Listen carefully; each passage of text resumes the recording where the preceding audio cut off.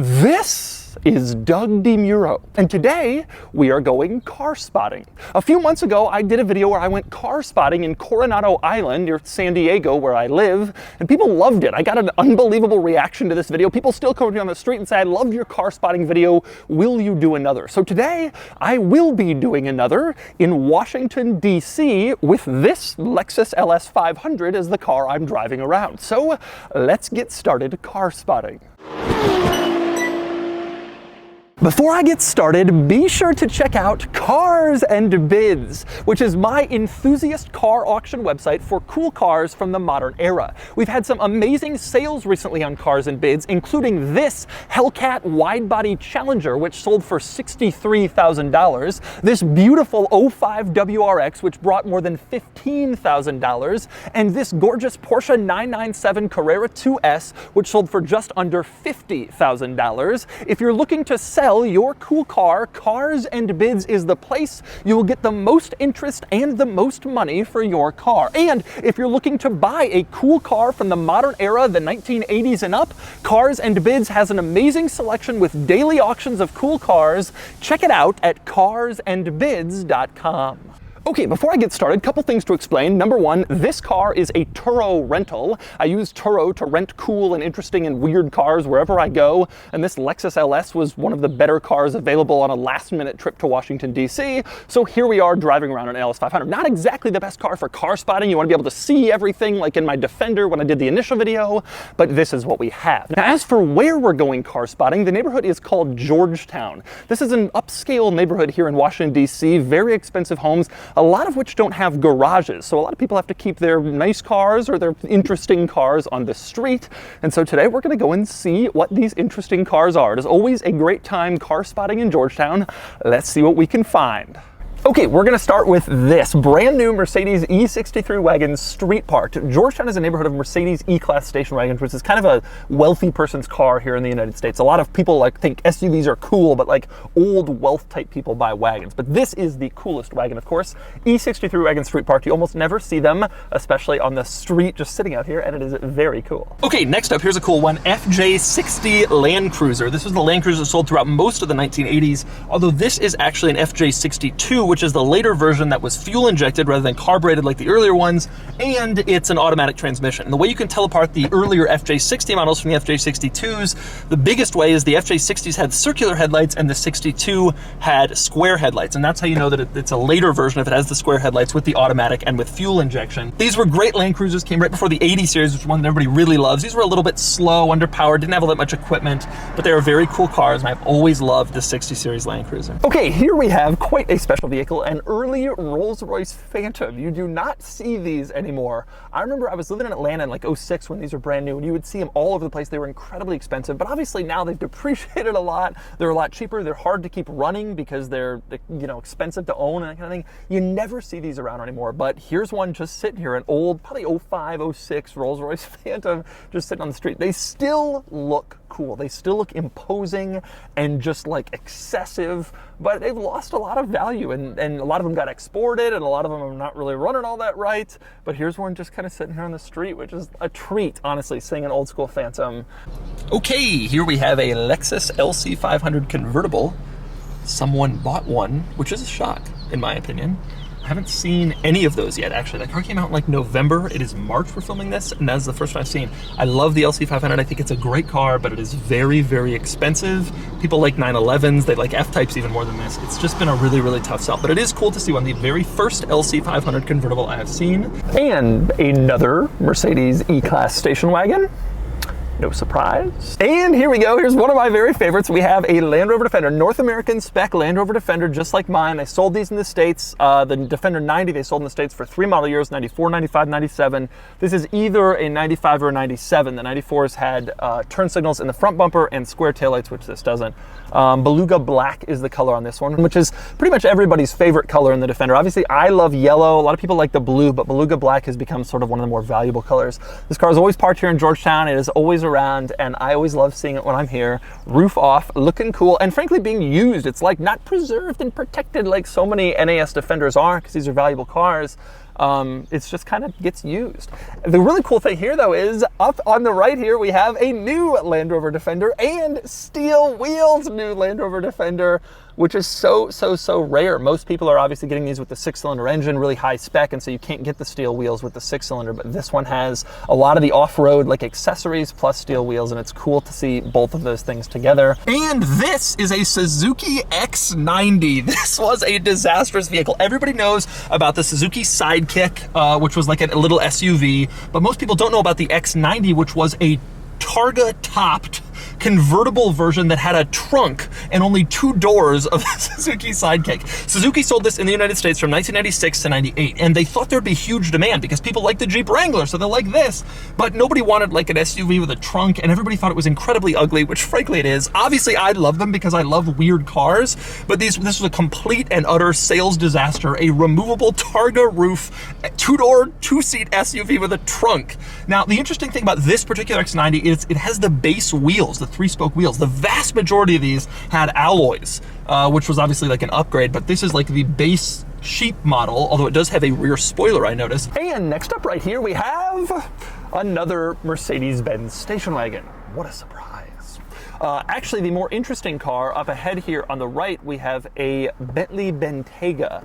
A lot of people don't like the Bentega. A lot of people don't like luxury big SUVs in general, but I'm a big fan of this car. I think it's a lot of fun, very luxurious, very nice to drive. I don't see too many of them, especially out here, especially street parked, but here we have a street parked, nice looking Bentega, pretty new. Okay, here we have Cadillac Xlr. I have to admit, I actually kind of have a soft spot for the XLR. A lot of car enthusiasts didn't love this car because it was a Corvette, except with a worse engine, according to them. But the truth is, by the time this car came out, the North Star had been substantially improved, and frankly, I always loved the styling. And even though these are like old person cars, I don't know, I kind of like it. It's kind of a guilty pleasure, especially the XLR-V. This truck is also really cool. Old school 2500 square body, 4-wheel drive, lifted with some mud tires. That is a cool truck, and I love those. You never see them in nice shape anymore, but I like that one. Okay, here is one that I absolutely love, the original Chrysler 300C SRT8. So when the Chrysler 300 first came out in like 2005, they quickly came out with high performance versions, the SRT8, and then there was the Dodge Charger SRT8 and the Magnum SRT. They were all really cool. And you don't see a lot of the early ones anymore, and when you do, they're always modded with like tinted taillights and horrible wheels and body kits and stuff. But this particular one looks clean and nice, and these are just ridiculous cars. They had a huge engine. They didn't really have that much anything else. You just kind of had a lot of engine, and you just go. This is very cool. Here we have a 2-door Mercedes-Benz G-Wagon. This is a G320. Now, the 2-door G-Wagon was never officially sold here in the United States.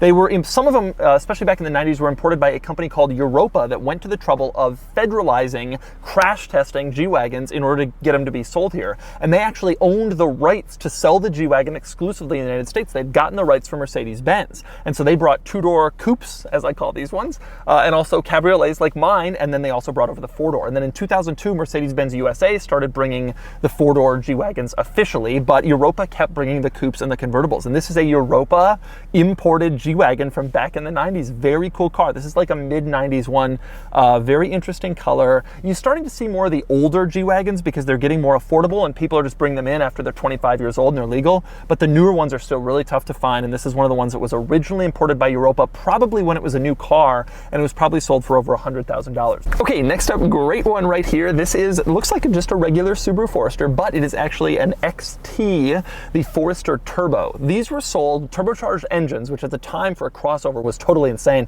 It's like 2004, 2005, and they offered them with manual transmissions. Now, Subaru rated these at 210 horsepower, I think it was back then, 215, but they were really fast, and a lot of people thought it was underrated, which I almost never believe, but the acceleration numbers people were getting were like low to mid 5 seconds for like a mid-size crossover, small crossover. So these were just really cool. Finding a stick Forester XT from this generation is, we would love to shoot one, especially if it's blue. Okay, here we have a green Maserati of some variety. Green Yikes. Okay, next we have SW20 MR2. I absolutely love these cars. People are always asking me, when am I going to film an SW20 MR2? And they're right. I really, really, really need to. The turbo is obviously the one you want to do. Red was my favorite color. Not the biggest fan of these wheels, but I love these cars. You never see these things on the street anymore. They're pretty common back in the 90s, but not any longer. And I just think they're the coolest cars, these and the earlier ones, but I especially like these, my very favorite generation of MR2. And another Mercedes-Benz station wagon, of course. Okay, check this out, X6M. Love these things, actually. I was never a big fan of the X6 when it first came out, but I have kind of become a fan of them. And I love this color, and I love these wheels. This is my favorite version of the X6M. I love this generation. The twin turbo V8, it's like 550 horsepower, is a really cool car. Fun fact about this car, when I was working for Porsche, we launched in 2011 the Cayenne Turbo. And I remember we drove on a racetrack day the Cayenne Turbo against the X5M and the X6M from this generation. And I remember all the Porsche employees and dealers were like, oh, wow, the Cayenne Turbo is so much better. Oh, this is amazing. And I remember thinking, I kind of prefer the X5M. It just drove well. It was a lot of fun. And I still think they're amazing cars and they look really cool. And I love seeing them on the road. They're getting rare, but that one is cool. Okay, check out this one coming up here, this Audi RS5. I love this generation of RS5. This is the original RS5 with the V8. I know the new one, I love this color too, this gorgeous blue. I know the new one is technically faster with the V6, but this is just, it was just cooler with the original Audi A5 design. I always thought looked a little better than the current one. And the V8 engine obviously was the naturally aspirated V8, just kind of feels cooler. And I love the wheels on this one. I always thought it just looked cooler. There were just a lot of things I liked about this RS5 better. Okay, we got a good group coming up here. First off, this Mustang, bright green. Imagine going to the dealer and saying, I want one the color of a tennis ball. I actually like that color though. Okay, next, look at this Camaro ZL1 Street Park. I absolutely love the Camaro ZL1. I think it's an unbelievable car. You so rarely see them. So many more GT350s than Camaro ZL1s. This car looks so sinister. It looks wide and mean and angry and aggressive, and I love seeing these cars, which is not all that common. Less love for me, this E46 3 Series here with 6 Series wheels. I like the E46. 6 Series wheels is an interesting decision. This was one of my least favorite wheel designs on any car, but to then put it on a car where it's a lot bigger than it should be, it kind of looks like an odd thing, and it doesn't quite fit the car all that well, but definitely an interesting one. And yet another Mercedes station wagon, as usual. Ooh, check this out. We have a Panamera Sport Turismo, which is the station wagon version of the Porsche Panamera.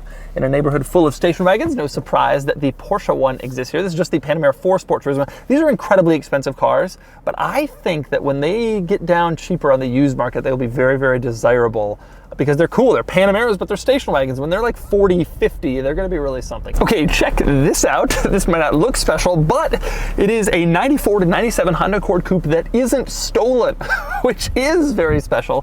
For many years, this was like the most stolen car in North America because the starter would like wear away to the point where you could start it with a spoon.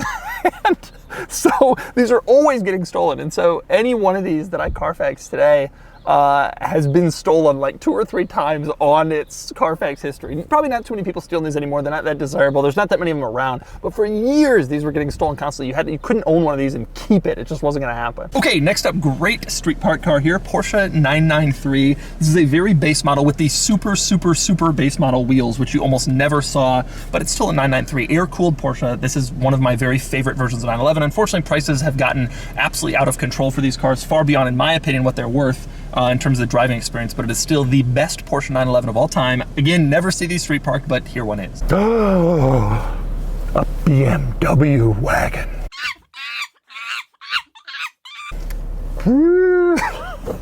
So there you have it, car spotting in Georgetown. Some interesting cars, always a great time, whether you have a camera or not, and I highly recommend it. Thank you for coming along on my car spotting journey. When I posted the first one of these videos like a year ago, I had no idea people would think it was interesting or cool or whatever, and they really, really did. So if you like this video, I'll probably do more car spotting videos in the future. But thank you for coming along on my little car spotting adventure.